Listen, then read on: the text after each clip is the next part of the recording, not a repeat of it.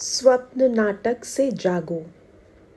जब भगवान ने हमें बनाया तो उन्होंने सापेक्षता का नियम बनाया। उन्होंने विषय, वस्तु और क्रिया बनाई। हम इन तीन चीज़ों में उलझे रहते हैं और उस सचेतन बुद्धिमान कंपन की किरण को भूल जाते हैं जिससे ये तीन चीज़ें बनी हैं। जीवन भयानक हो जाता है अगर हम इसे वास्तविक मानते हैं, जबकि यह शक्तियों का खेल मात्र है। भगवान ने हमें अपनी छवि में बनाया है और हमसे अपेक्षा की है कि हम यह समझें कि यह जीवन एक भ्रम है। वास्तव में कोई बीमारी, मृत्यु या दुख नहीं है, केवल ब्रह्मांडीय कंपन का नृत्य है। जीवन की घटनाओं के बारे में रोना उतना ही मूर्खतापूर्ण है जितना कि किसी फिल्म में देखी हुई किसी दुखद बात के बारे में रोना। जब आपको एहसास होता है कि यह केवल एक तस्वीर है जिसे आप देख रहे हैं, तो कोई दुख नहीं है। आपको इस जीवन को बहुत गंभीरता से नहीं लेना चाहिए। तुम्हें यह समझना होगा कि यह जीवन एक स्वप्न नाटक मात्र है। सपने में आप मौत, बीमारी, खुशी और दुख देखते हैं और उनसे प्रभावित होते हैं।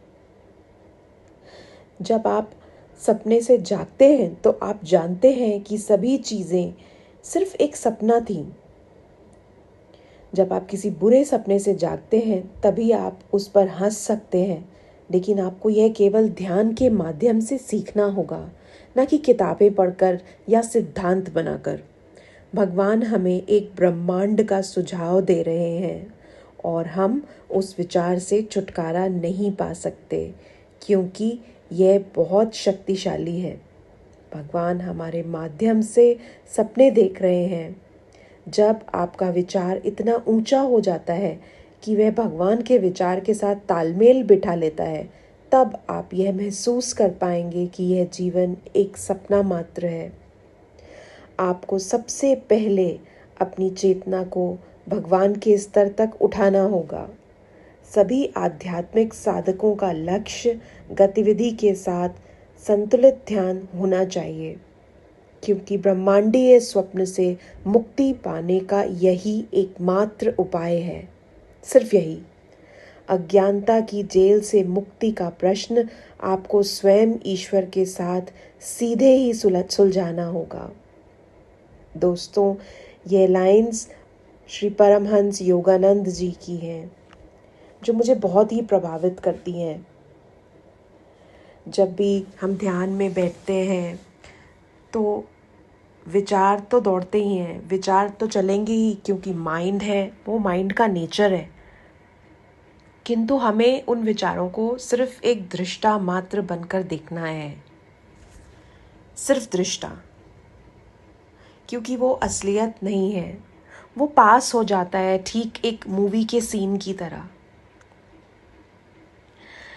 कहते हैं कि जब हम इस बात पर यकीन करके अपने जीवन को इस तरह जीते हैं कि जैसे हम जो भी कर्म कर रहे हैं वो सिर्फ हम एक इंस्ट्रूमेंट हैं भगवान के, और वो हमारे थ्रू ये इंस्ट्रूमेंट करवा रहे हैं। जब हम इस होश से काम करेंगे तो हम कभी भी कोई गलत काम नहीं कर सकते, क्योंकि हर काम हमारा होश पूर्वक होगा, ईश्वर को साक्षी मानकर होगा। उसमें डूअरशिप नहीं आएगी, क्योंकि उसमें डूअर हम नहीं, प्रभु होंगे, और वो हैं ही, सिर्फ वो ही हैं। ये सत्य है। जब इस टेम्परामेंट से हम कर्म करते हैं तो फिर सफलता निश्चित है। कहते हैं, कर्म तेरे अच्छे हैं तो किस्मत तेरी दासी है, नियत तेरी अच्छी है तो घर में ही मथुरा काशी है। हरि ओम तत्सत।